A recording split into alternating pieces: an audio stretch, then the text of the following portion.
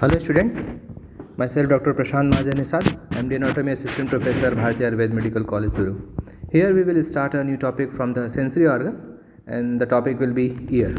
Okay, let's start the new topic, ear. Introduction. तो what is year? Year is an organ of hearing. Year जो क्या है वो hearing का organ है. दूसरा पॉइंट इसमें समझते हैं कि जो इंटरनल ईयर है वहाँ पेरिलिम्फ एंडोलिम्फ सिचुएटेड है और ये जो लिम्फ है, जो फ्लूइड है, वो बॉडी में इक्विलिब्रियम को मेंटेन करता है. इट मीन्स बॉडी का जो पॉस्चर है, चाहे वो स्टैंडिंग पॉस्चर हो या रनिंग बॉडी अगर रन कर रहा है किसी व्हीकल में रन कर रहा है, तो ऐसे पॉस्चर में बॉडी के इक्विलिब्रियम को मेंटेन करने का काम ये लिम्फ करता है. एंडोलिम्फ और पेरिलिम्फ. और ये कहाँ सिचुएटेड है? इंटरनल ईयर में, इनर ईयर में सिचुएटेड है. इसीलिए जो ईयर है वो दो फंक्शन परफॉर्म करता है. फर्स्ट हीयरिंग फंक्शन परफॉर्म करता है, दूसरा बॉडी के इक्विलिब्रियम को मेंटेन करता है. ईयर का सब डिवीजन अगर देखा जाए तो ईयर को 3 हिस्सों में बांटा गया है. ये जो आप देख पा रहे थे, इट इज एक्सटर्नल ईयर का एक पार्ट है, ऑरिकल या पिन्ना एक्सटर्नल ईयर का पार्ट, फिर ईयर कैनाल और टिम्पेनिक मेम्ब्रेन, ईयर ड्रम और टिम्पेनिक मेम्ब्रेन. तो ये तीनों मिलकर बनाते हैं एक्सटर्नल ईयर. फिर मिडिल ईयर जिसे टिम्पेनिक कैविटी कहा जाता है, फिर इनर ईयर. तो ear is distributed, ear is divided into 3 part. External ear जिसमें ऑरिकल या पिन्ना है, external acoustic meatus ear canal है और ईयर ड्रम या टिम्पेनिक मेम्ब्रेन है. फिर मिडिल ईयर जिसे टिम्पेनिक कैविटी कहा जाता है, फिर इंटरनल ईयर. तो ईयर को इस तरीके से 3 हिस्सों में डिवाइड किया गया है. It consist of 3 parts, external या outer part, middle ear tympanic cavity और इंटरनल ईयर जिसे इनर और लेब्रिंथ पार्ट कहा जाता है. एक्सटर्नल ईयर में 3 चीज़ें होती है. एक है ऑरिकल पिन्ना, दूसरा उसका एक्सटर्नल एकॉस्टिक मेटस या ईयर कैनाल, तीसरा टिम्पेनिक मेम्ब्रेन जिसे ईयर ड्रम कहा जाता है. तो एक्सटर्नल ईयर में क्या क्या है? 3 पार्ट है. ऑरिकल या पिन्ना, ये जो आपको दिख रहा है दैट इज ऑरिकल और पिन्ना. फिर एक्सटर्नल एकॉस्टिक मेटस जिसे हम ईयर कैनाल कहते हैं और टिम्पेनिक मेम्ब्रेन. तो इसमें इस तरीके से 3 स्ट्रक्चर आपको दिखाई दे रहा है. Clear? External ear consist 3 parts, pinna, ear canal which is known as external acoustic meatus and ear drum.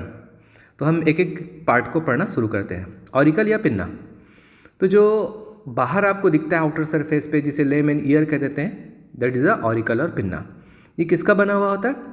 ये जो है single plate of elastic cartilage का बना होता है, जो क्रम्पल्ड फॉर्म में होता है. आप देख सकते हैं, आपको यहाँ पर एक जो आउटर पार्ट दिख रहा है जिसे ऑरिकल या पिन्ना कहते हैं, ये single plate of crumpled elastic cartilage से बना हुआ होता है. इसकी खासियत होती है कि इसको स्किन कवर करता है, एक्सटर्नली भी और इंटरनली भी, या मैं कहूँ आउटर सरफेस से भी और इनर सरफेस से भी इसको स्किन कवर करता है. ऑरिकल या पिन्ना जो है वो अलग अलग स्ट्रक्चर्स में डिवाइडेड होता है. जैसे आपको दिख रहा है इसमें पहली folding that is the helix. First fold helix कहला रहा है. हेलिक्स के बाद सेकंड फोल्ड एंटी हेलिक्स कहलाता है. दोनों के बीच में एक एंटी हेलिकल फोल्ड है. हेलिक्स के बाद एक खाली जगह है जिसे स्कैफा कहते हैं. तो हेलिक्स हो गया, anti helix, anti helical fold और स्कैफा. फिर हम इधर आते हैं तो यहाँ पर देखिए लोब्यूल. तो जो लोब्यूल्स के देखते हैं तो ये कनेक्टिव टिश्यू से बना हुआ है, स्किन इसको कवर करता है, हाईली वैस्कुलर होता है. जब ये हाईली वैस्कुलर होगा तो अगर यहाँ पर पियर्सिंग की जाएगी, ईयर पियर्सिंग, तो डेफिनेटली वुंड बनेगा. वुंड को हील करने के लिए एंटीबॉडीज़ डेवलप होंगे. तो इस तरीके से जो ईयर पियर्सिंग है वो पुराने समय में इम्यूनिटी बूस्ट करने के लिए, इम्यूनिटी डेवलप करने के लिए एक तरीका हुआ करता था. तो ये जो लोब्यूल्स है ये ईयर पियर्सिंग का स्पेस है, that is which is formed by the connective tissue covered by the skin, highly vascular. Okay. फिर देखिए यहाँ पर आपको एक्सटर्नल ऑडिटरी मेटस दिखाई दे रही है, ओपनिंग दिखाई दे रहा है. इस ओपनिंग के सामने में ट्रेगस है और ट्रेगस के सामने में एंटी ट्रेगस है. ये ट्रेगस दिख रहा है और ये एंटी ट्रेगस है.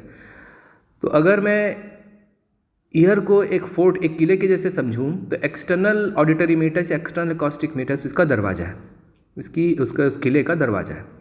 उस किले के दरवाजे पे 2 स्ट्रक्चर हैं, आपको ट्रेगस और एंटी ट्रेगस दिख रहे हैं. तो ये ट्रेगस और एंटी ट्रेगस साउंड वेव को थोड़ा सा रोकते हैं. ट्रेगस रोक देता है साउंड वेव को और उतना ही साउंड वेव जाने देता है जितना जरूरी है. तो जो एक्सेसिव डेसिबल के साउंड से ज़्यादा साउंड होता है उसको क्या करता है ट्रेगस, थोड़ा सा प्रिवेंट करता है. ओके. तो ट्रेगस एंड एंटी ट्रेगस. उसके बाद एक्सटर्नल एकॉस्टिक मेटस या ऑडिटरी मेटस आपको दिखाई दे रहा है, उसके ऊपर में कॉन्का दिखाई दे रहा है. तो कॉन्का एक लार्ज फोसा है और ये कॉन्का डायरेक्ट हो रहा है एक्सटर्नल एकॉस्टिक मीटर्स में, उसके ऊपर एक और फोसा है। तो ये स्ट्रक्चर हो गया ऑरिकल या पिन्ना का स्ट्रक्चर। ऑरिकल के बारे में हमने पढ़ा कि the auricle is the part seen on the surface, the part the layman calls the ear, पढ़ लिया। ये किससे बना होता है? तो greater part of it is made up of a single crumpled plate of elastic cartilage which is line on both side by skin. Both side of skin means internally, externally, anteriorly, posteriorly, outer surface और inner surface.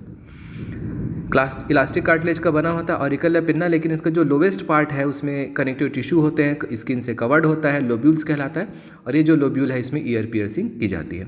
फिर large depression concha कहलाता है, concha जो external acoustic meatus में open होता है, lead करता है ब्लड सप्लाई। तो जो ऑरिकल है इसके बाद समझिएगा कि ऑरिकल के पीछे एक आर्टरी रन करती है, वो कहलाती है posterior auricular artery which is a branch of external carotid artery. तो ऑरिकल के पीछे एक आर्टरी रन कर रही है, क्योंकि ऑरिकल के पीछे इसलिए कह रहा है कि posterior auricular artery which is a branch of external carotid artery. External carotid artery की branch posterior auricular artery auricle या पिन्ना को सप्लाई करती है। साथ ही साथ जो एक्सटर्नल कैरोटिड आर्टरी की एक और ब्रांच है वो कान का ऊपर वाला बोन, ईयर के ऊपर वाली कौन सी बोन है? तो टेम्पोरल बोन है। तो टेम्पोरल बोन को सुपरफिशियली सप्लाई करती है वो आर्टरी, इसलिए वो कहलाती है सुपरफिशियल टेम्पोरल आर्टरी। तो SP, S for superficial temporal artery, P for posterior auricular artery, ये ऑरिकल या पिन्ना को सप्लाई करती है। आप इस डायग्राम से समझ सकते हैं। देखिए यहाँ पर आपको ब्लड सप्लाई समझ में आएगा। देखते हैं, यहाँ देखिए external carotid artery, internal carotid artery अंदर चली जाती है, ब्रेन की तरफ जाएगी, ब्रेन को सप्लाई करेगी। जो एक्सटर्नल कैरोटिड आर्टरी है उसकी एक ब्रांच ऑरिकल के पीछे रन करती है, वो कहलाती है पोस्टीरियर ऑरिकुलर आर्टरी। आप देख सकते हैं इसमें दिख रहा है। उसके ऊपर में सुपरफिशियल टेम्पोरल आर्टरी आपको दिख रही है, टेम्पोरल बोन की सुपरफिशियली सप्लाई करेगी, मसल्स को, स्किन को सप्लाई करेगी। तो आपको यहाँ पर दिख रहा है सुपरफिशियल टेम्पोरल आर्टरी और पोस्टीरियर ऑरिकुलर आर्टरी, ये दोनों सप्लाई करती है ऑरिकल को। क्लियर? ये इसकी ब्लड सप्लाई हो गई। ऑरिकल या पिन्ना मेरे ख्याल से आपको समझ में आ गया होगा, इसकी ब्लड सप्लाई भी देख ली हमने। अब हम बात करते हैं एक्सटर्नल एकॉस्टिक मीटर्स के बारे में। एक्सटर्नल एकॉस्टिक मीटर्स है जिसे हम ईयर कैनाल कहते हैं।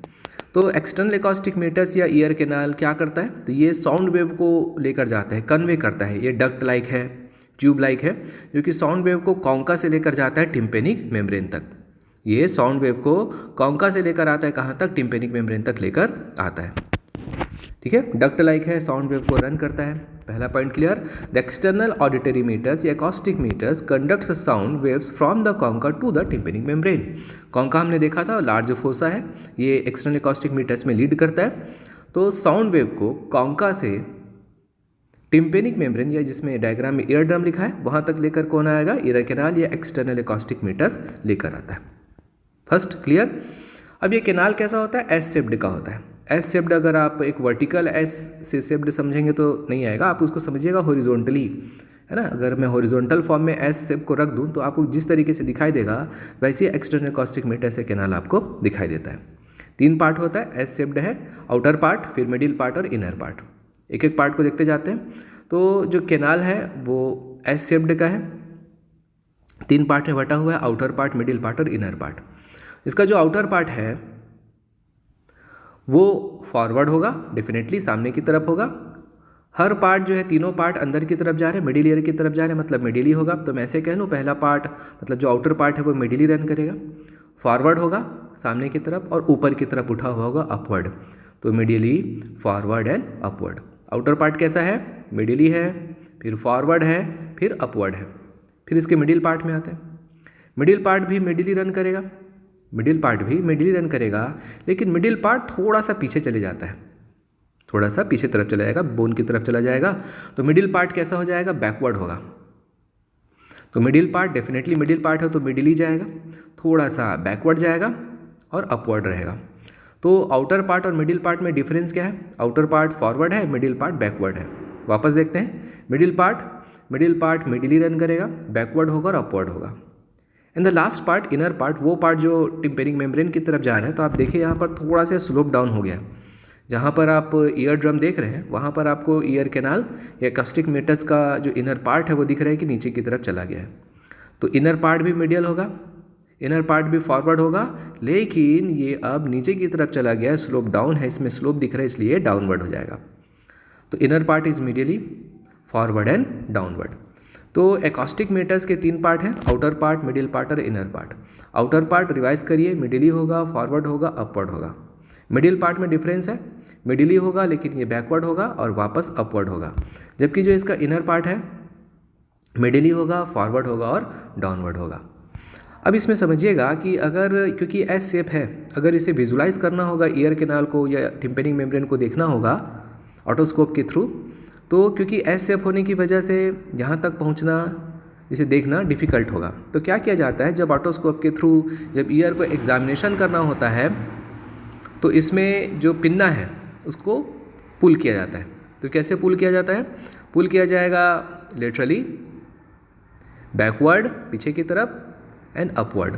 तो पिन्ना को जो ईएनटी वाले के पास जब जाते हैं आप फिजिशियन के पास, तो ऑटोस्कोप से एग्जामिनेशन करने के पहले आपकी ईयर को पुल करते हैं। कैसे खींचते हैं, अपवर्ड ऊपर की तरफ, बैकवर्ड पीछे की तरफ और स्लाइटली लेटरली, अपवर्ड, बैकवर्ड और लेटरली। तो इससे होता क्या है, तो इससे जो इंटरनल मतलब एक्सटर्नल एकॉस्टिक मीटर्स है, जो ईयर कैनाल है, वो क्या हो जाता है, स्ट्रेट हो जाता है। एक्सटर्नल एकॉस्टिक मीटर्स क्या हो जाएगा, स्ट्रेट हो जाएगा। जिसकी वजह से, जिसके थ्रू जब स्ट्रेट हो जाएगा तो हम एक्सटर्नल एकॉस्टिक मीटर्स कैनाल में या फिर टिम्पेनिक मेम्ब्रेन को विजुलाइज कर पाएंगे। टोटल लेंथ 24 mm है। तो इसमें वापस देखते हैं कि जो कैनाल है एक्सटर्नल एकॉस्टिक मीटर्स या ईयर कैनाल है, इसकी टोटल लेंथ है 24 mm। इसको 2 हिस्सों में बांटा गया है। मीडियल 2/3, बड़ा हिस्सा मीडियल 2/3 है, ये 16 mm पार्ट ऑक्यूपाई करता है और बोनी होता है, जबकि जो लेटरल 1/3 है वो कार्टिलेजिनस होता है और 8 mm पार्ट को ऑक्यूपाई करता है। ईयर कैनाल वापस देखते हैं, रिवाइज करते हैं। ईयर कैनाल को 2 हिस्सों में बांटा गया। Ear canal is divided into 2 part, medial 2/3 and lateral 1/3। Medial 2/3 16 mm, lateral 1/3 8 mm। Medial 2/3 बोनी है, लेटरल 1/3 कार्टिलेजिनस है। ओके, तो total length 24 mm, middle 2/3 16 mm part को ऑक्यूपाई करता है, बोनी है, जबकि लेटरल 1/3 जो है वो कार्टिलेजिनस है और 8 mm पार्ट को ऑक्यूपाई करता है। कैनाल कैसा है, तो कैनाल है ओवल है। अगर इसका शेप देखा जाए तो ओवल दिखाई देता है। क्लियर। इसका डायमीटर के बारे में हम बात करते हैं। जब इसके आप डायमीटर को देखेंगे,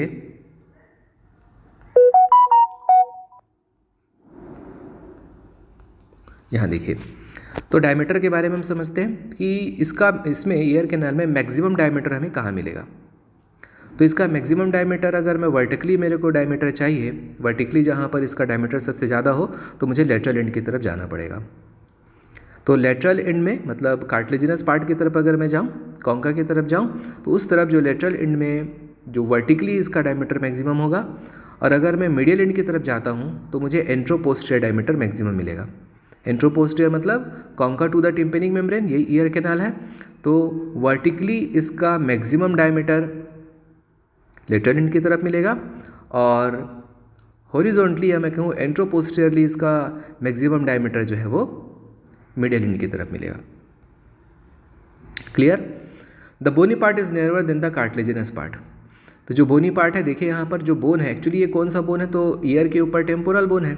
तो टेम्पोरल बोन की एक प्लेट आती है जो कहलाती है tympanic plate of temporal bone. Definitely ये जो हिस्सा आपको दिख रहा है, बोन का हिस्सा आपको दिख रहा है ना, टिम्पेनिक मेम्ब्रेन के ऊपर में आपको बोन दिख रही है।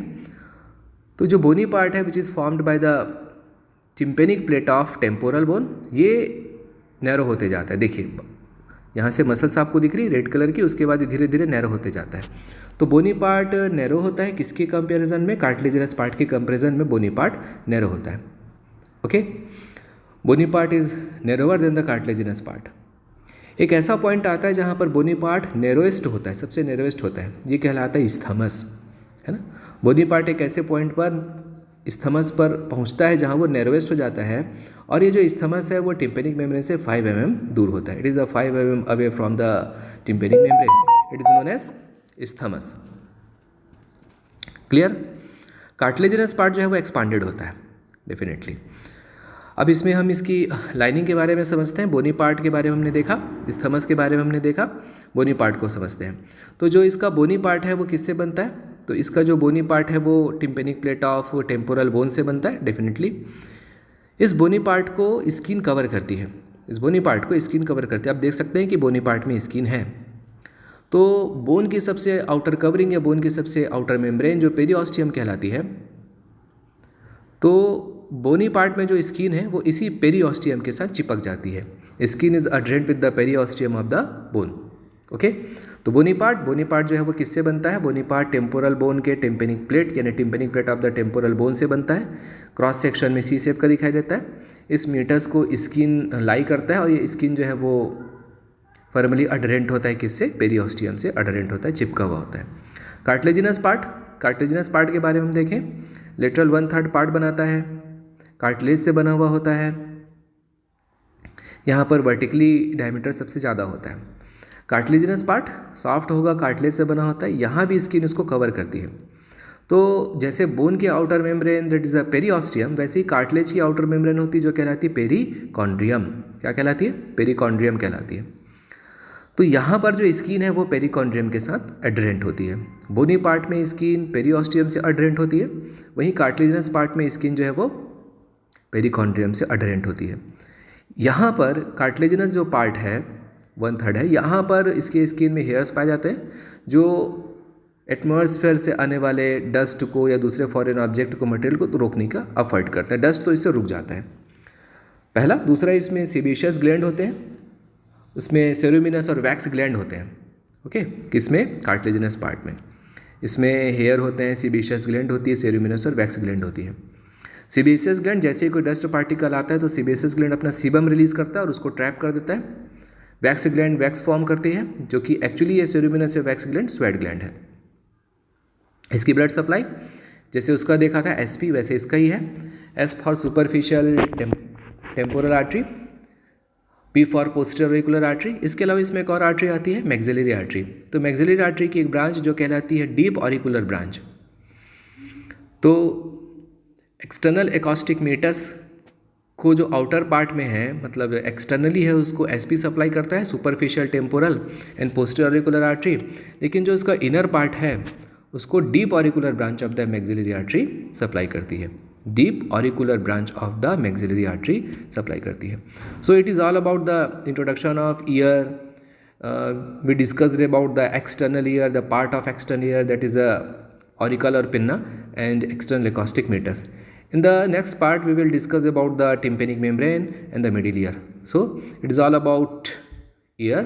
Hope you will understand. If you have any question or any doubt, you can comment in our comment section. We will try to discuss your confusion, your points. Okay, thank you very much.